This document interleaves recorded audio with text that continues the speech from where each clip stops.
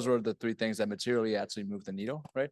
I would say, a huge plus one to that. I look back with hindsight being 2020, like what were the things that were the most valuable for us as a seed stage for Angels, and even now, right?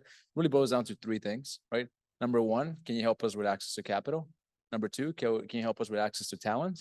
And then number three, can you help us with access to customers, right? Those were the three things that materially actually moved the needle, right? I think the best Angels I think of like hit all three, right?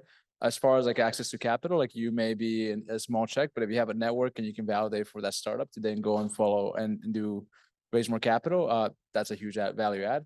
From the talent perspective, we saw a lot of folks that would be like, hey, maybe I'm an angel with a background in product. Hey, I know there's amazing PMs that will be great for the early stage.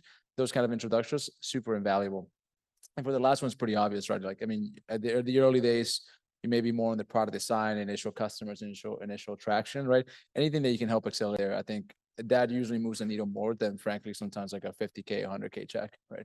Because that's that external validation that you need to like live to fight another battle, right? Which is like follow-up funding. I try to think of like some investors come to mind with specific examples, but those were the ones that really stand out. The ones that at a key moment, right, we're able to unlock resources. Like we had an investor that helped us get connected to the person at AWS that was in charge of like GPU quotas when you couldn't get GPU. And we went from like not having enough GPUs to like 2 hours later in the afternoon, we got access to GPUs, right? Like that made a material difference in an early POC that we had with a retailing company, right? And I mean, again, I still remember that like 3 years later, right? That's those three things I think are the things that move the needle. Yeah. Great answer. And especially the part of the sales, if you can give those good introductions that early validate the startup and you can look for other customers after that one, I think it's incredible.